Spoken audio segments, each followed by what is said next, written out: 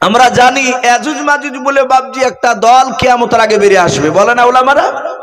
ইয়াজুজ আর মাজুজ এদের যে বাপজি গুহাখানা সীসা গলে ঢালাই করে দিয়েছিলেন এই যুলকারনাইন বাদশাহ, উনি তুলহ শামস আর গুরুব শাম, সূর্য যেখান থেকে উদিত হয় এবং সূর্য যে জায়গায় গিয়ে ডুবে যায় সেই জায়গার কাছাকাছি এই যুলকারনাইন গিয়েছিলেন। বলুন আলহামদুলিল্লাহ। এই ইমানদার বাদশাহ দ্বিতীয় আর একটা বাদজি বাদশাহ গোটা পৃথিবী শাসন করেছিলেন, তিনারও নাম কোরআন শরীফে এসেছে। উনি হচ্ছেন হযরত সুলাইমান আলাইহিস সালাম। এই সুলাইমান আলাইহিস সালাম তিনি কত বড় বাদশাহ, কত বড় সিংহাসনে বসতেন এটাও কিতাবে লিখেছে। কিতাবে লিখেছে উনি যে স্টেজের উপর বসে থাকতেন সুলাইমান, ওই স্টেজের উপরে বাপজি এইরকম চেয়ার নাই, বড় বড় চেয়ার, 6 লক্ষ চেয়ার আর তো। বলুন আলহামদুলিল্লাহ। ক লক্ষ বললাম? 6 লক্ষ চেয়ার। আমার মনে হয় এই সারাংপুরের মাটিতে 6 লক্ষ চেয়ার ধরবে না। তাহলে কত বড় সিংহাসন! এ শুধু কি চেয়ার থাকতো খালি? বলে না, আল্লাহ বলছেন আমি এত বড় বাদশা বানিয়েছিলাম। সুলাইমান আলাইহিস সালামের দরবারে 6 লক্ষ সৈন্য বসে থাকতো। সুলাইমান সিংহাসনে মাঝখানে বসে থাকতে, আর ওনার ডান দিকে বাপজি চেয়ারে থাকতো 3 লাখ আপনার আমার মতো মানুষ, ইমানদার মানুষ 3 লাখ। সুলাইমান আলাইহিস সালামের বাম সাইডে যে বাপজি আপনার চেয়ার থাকতো 3 লাখ, তাতে থাকতো বাপজি জিন জাতি বলে একটা জাতি পৃথিবীতে আছে। এই জিন জাতির মধ্যে থেকে বাপজি আপনার ইমানদার জিন 3 লাখ 24 ঘন্টা বসে থাকতো। তাহলে টোটাল বাপজি 6 লক্ষ জিন আর মানুষ মিলে। আল্লাহ রাব্বুল আলামিন বলেন আমি সুলাইমানকে আমার বাতাস তাবে করে দিয়েছিলাম। বলুন সুবহানাল্লাহ। লক্ষ লক্ষ বাপজি পাখিরাও, আল্লাহ বলছেন সুলাইমান যখন দিনের বেলা বসে থাকতেন সূর্যের তাপ লাগতো তার সৈন্যদেরকে। অত বড় সিংহাসনের ওপরে তো ছাদ ছিল না, আপনার পলিথিন টাইপের কোনো ক্যাপাসিটিও ছিল না, তাহলে রোদ্দুর লাগবে। আল্লাহ বলছেন সারা দিন পাখিরা তার সিংহাসনকে ঘেরাও করে ওপরে সেখানে উড়তো ডানা মিলে, যেন সূর্যের তাপ যেন তার সৈন্যদেরকে না লাগে। জোরে বলুন সুবহানাল্লাহ। এ কত বড় বাদশা সুলাইমান!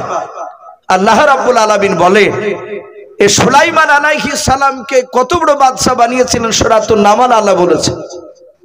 এ সুলাইমান সিংহাসনে চেপে বাপজি আপনার 6 লক্ষ সৈন্য নিয়ে বাপজি তিনি আকাশ পথে ভ্রমণ করতেন, ঘুরে বেড়াতেন। একবার জোরে বলবেন না সুবহানাল্লাহ। উনি আকাশ পথে ঘুরতেন, উনি জমিন থেকে উপরে কতটা দূর দিয়ে যেতেন তাও কিতাবে লিখেছে। প্রায় 1350 কিলোমিটার ওপর দিয়ে সুলাইমান যাতায়াত করতেন। বলুন আলহামদুলিল্লাহ। কত কিলোমিটার বললাম? 1350 কিলোমিটার। এখান থেকে কলকাতা বাপজি খুব জোর বেশি হলে মনে হয় 230 এরকম হবে নাকি, 250 হবে না। তাহলে 1350 কিলোমিটার কতটা দূর? অতটা ওপর দিয়ে সুলাইমান সিংহাসন নিয়ে উড়ে যেতে। আল্লাহ বলছেন আমি তার ব্রেন, তার এই কান, শ্রবণ শক্তি আর চোখের পাওয়ার এত বাড়ি দিয়েছিলাম, ওই 1350 কিলোমিটার ওপর থেকে সুলাইমান জমিনে তাকালে জমিনের পিঁপড়া চলাফেরা করতো তাও দেখতে পেতেন। বলুন আলহামদুলিল্লাহ। এ নবী সুলাইমান আলাইহিস সালাম উনি ভ্রমণ করতে যাবে, ঘুরতে যাবে। আর ঘোরা এটা হচ্ছে বাপজি নবীদের সুন্নাত। দেশ থেকে বাপজি বাইরে না গেলে আপনি বুঝতে পারবেন না যে আল্লাহর কুদরত, আল্লাহ কত বড়, হুয়া আলা কুল্লি শাইইন কদির, তিনি কত বড় সর্বশক্তিমান। এ নবী সুলাইমান আলাইহিস সালাম সিংহাসন নিয়ে বাপজি উড়ে যাবেন। কি বলেছেন সেটা আল্লাহ কোরআনে লিখেছে। ওয়া হুশিরা লিসুলাইমানা জুনুদুহু মিনাল জিন্নি ওয়াল ইনসি ওয়াত তায়রি ফাহুম ইউজাউন। নবী সুলাইমান আলাইহিস সালাম জিন আর মানুষ আর পাখিদের দিকে বাপজি লক্ষ্য করে ডাক দিয়ে বলেছিলেন ওরা জিন মানুষ আর পাখিরা শুনে নাও, আমি সুলাইমান সিংহাসন খানা নিয়ে আমি একটু ঘুরতে যাব, বলো তোমরা ঘুরতে যাবে কি নাও? হযরত সুলাইমান আলাইহিস সালামের কথা শোনার পর জিন আর মানুষ বাপ যার পাখিরা তাদের আপন আপন ভাষায় সুলাইমান আলাইহিস সালামকে ডাক দিয়ে বলেছিলেন, ওগো নবী সুলাইমান, আপনি যে দিকে নিয়ে যাবেন আপনাকে আমরা নবী বলে মানে, আপনি যেই দিকে নিয়ে যাবেন সেই দিকে আমরা যাব। আল্লাহর নবী সুলাইমান আলাইহিস সালাম সিংহাসন নিয়ে বাপজি উড়ে যাবেন। বাতাসকে ইশারা করে বললেন, বাতাস আমার সিংহাসন খানা আকাশ পথে তুমি উড়ে নিয়ে চলাও। আল্লাহর নবী হুকুম করা সাথে বাবা ওই 6 লক্ষ বাপজি সিংহাসন চেয়ার নিয়ে বাপজি সৈন্য নিয়ে সিংহাসন খানা নিয়ে বাপজি আকাশ পথে বাপজি উঠতে শুরু করে দিলেন। আল্লাহর নবী সুলাইমান আলাইহিস সালাম অনেক দূর বাপজি আপনার চলে গেলেন। সুলাইমান অনেক দূর বাপজি চলে যাওয়ার পর যেই ময়দানে বাপজি নামবেন কিতাবে লিখেছে বাবা হযরত সুলাইমান দূর থেকে বাপজি ময়দানটার দিকে তাকালেন। যে ময়দানে সুলাইমান বাপজি নামবেন কোরআন শরীফ আল্লাহ বলেছে, হাত্তা ইযা আতা আলা ওয়াদিন নামাল। সুলাইমান আলাইহিস সালাম বলেন, আমি যেই জায়গায় আমি নামবো ওই ময়দানে আমি তাকে দেখলাম ওই মাঠটাতে লক্ষ লক্ষ বাপজি পিঁপড়া ওই জমিনের উপরে চলাফেরা করে। ওই আকাশ পথ থেকে বাপজি তাকে দেখছে। হযরতে সুলাইমান বাতাসকে ইশারা করে বলেছিলেন, বাতাস ওই দেখ মাঠটা দেখতে পাচ্ছিস? বলে হ্যাঁ, মাঠে নিয়ে গিয়ে আমার সিংহাসন খানা নামিয়ে দে।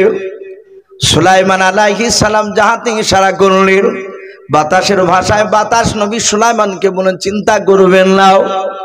সুলাইমান উনি বলেন, আমি যখনই ওই ময়দানে নামতে গেলাম প্রায় 2.5 থেকে 3 কিলোমিটার দূর থেকে আমি দেখলাম হাজার হাজার লক্ষ লক্ষ পিঁপড়ার মধ্যে থেকে বাবা একটা পিঁপড়া নবী সুলাইমান আলাইহিস সালামের সিংহাসনের দিকে তাকানোর পর ওই পিঁপড়া কি যেন তার সাথীদেরকে গুনগুন করে বলল। সুলাইমান আলাইহিস সালাম বলেন, আমি যখন সিংহাসন নিয়ে নেমে গেলাম দেখলাম ওই হাজার হাজার লক্ষ লক্ষ পিঁপড়ার মধ্যে থেকে মাত্র একটা পিঁপড়া, যে পিঁপড়া আমার দিকে তাকিয়েছিল আমি নামার আগে, ওই পিঁপড়াটা বাদ দিয়ে সব পিঁপড়া হুড় হুড় করে তারা আপন আপন গর্তে প্রবেশ করলো। বলুন সুবহানাল্লাহ। সুলাইমান আলাইহিস সালাম উনি আশ্চর্য হয়ে গেলেন, এই গোটা ময়দানে হাজার হাজার পিঁপড়ার মধ্যে থেকে একটা পিঁপড়া কেন উপরে দাঁড়ালো, ই কেন গেল না? আর সব পিঁপড়া কেনই বাবা গর্তের ভিতর প্রবেশ করলো? সুলাইমান আলাইহিস সালাম সিংহাসন থেকে নামলেন। নামার পরে 1 পা 2 পা করে হেঁটে গিয়ে ওই পিঁপড়াটা বাপজি ডান হাতে ধরলেন। ধরার পর বাম হাতে তালুতে নিলেন।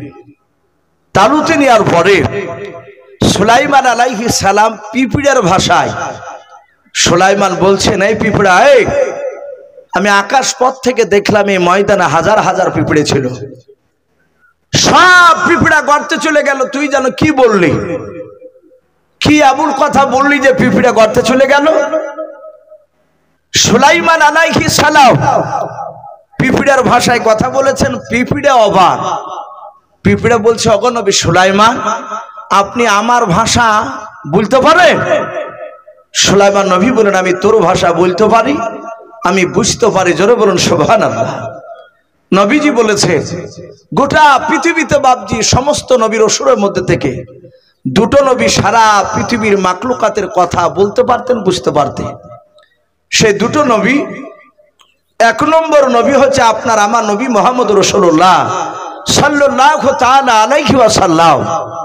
দ্বিতীয় আরেকটা নবী তিনি ছিলেন এই নবী সুলাইমান। সারা পৃথিবীর এরা বাপজি কথা বুঝতে পারতেন, বলতে পারতেন। পিঁপড়া বলল, নবী আমি কেন আমার প্রজাদেরকে গর্তে যেতে বলেছি আপনি জানেন না? বলে না। সুলাইমান আলাইহিস সালাম ডাক দিয়ে বললেন, পিঁপড়া বল, এমন কি বললি? পিঁপড়ার সঙ্গে সঙ্গে বলেছিল, হুজুর আমরা সকলেই আল্লাহর জিকির করেছিলাম, বলুন আলহামদুলিল্লাহ। কে বলছে? পিঁপড়া। বলে, নবী আমরা সকলেই জিকির করেছিলাম, আর আল্লাহ কোরআন পাকে বলেছেন ইউসাব্বিহু লিল্লাহি মা ফিস সামাওয়াতি ওয়া মা ফিল আরদ। আমার আল্লাহ বলেন আসমান জমিনের মধ্যে যাহা কিছু আছে বাবা, সব মাখলুকাতে আল্লাহর জিকির করে, তাসবিহ করে, বলুন সুবহানাল্লাহ। ওই পিঁপড়া ডাক দিয়ে বলেছিল নবী সুলাইমান, আমি আপনার সিংহাসনের দিকে আমি তাকালাম, এত বড় সিংহাসন খানাও আপনি আমার বুকে নামে দিবেন বলে, হ্যাঁ। আমি মনে মনে ভাবলাম আপনার গতি দেখে এখানে নামবেন। তখন নবী সুলাইমান আমরা সবাই মিলে আল্লাহর তাসবিহ করেছিলাম। শুনে নেন, আমার প্রজারা যদি একটিবার যদি তাকে দেখে, হয়তো আপনার সিংহাসন খানা দেখতে গিয়ে আল্লাহর জিকির থেকে হয়তো বঞ্চিত হয়ে যাবে। তখন নবী সুলাইমান আমি আমার প্রজাদেরকে গর্তে দিতে বললাম, তারা যেন আপনার সিংহাসন দেখতে নাও পায় আর জিকির থেকে যেন বঞ্চিত না হয়। আল্লাহ রাব্বুল আলামিন এই পিঁপড়ার এই কথাটা শুনে আল্লাহ এত খুশি হয়েছিলেন। আল্লাহ রাব্বুল আলামিন খুশি হয়ে পিঁপড়ার নামে একটা সূরা কোরআন শরীফে পাঠিয়ে দিয়েছেন, বলুন আলহামদুলিল্লাহ। এই সূরাতুন নামাল 114টা সূরার মধ্যে পিঁপড়া নামে একটা সূরা। এ নবী সুলাইমান আলাইহিস সালাম উনি বললেন, পিঁপড়া এ কথা বলে, হ্যাঁ। সাথে হাতে বাপজি পিঁপড়াটাকে হাত দিয়ে ধরে মাটিতে রেখে দিলেন। এখন বাপজি আমরা হয়তো অনেকেই জানি যে নবী সুলাইমান আলাইহিস সালাম যে পিঁপড়ার সাথে বাপজি কথা বলেছিল, কোরআন শরীফ আল্লাহ ওটা বলে দিয়েছেন পিঁপড়াটা বেটা ছেলে ছিল না মেয়ে ছেলে ছিল। কোরআনে লিখেছে পিঁপড়াটা ছিল মেয়ে পিঁপড়ে। কি পিঁপড়ে বললাম? মেয়ে।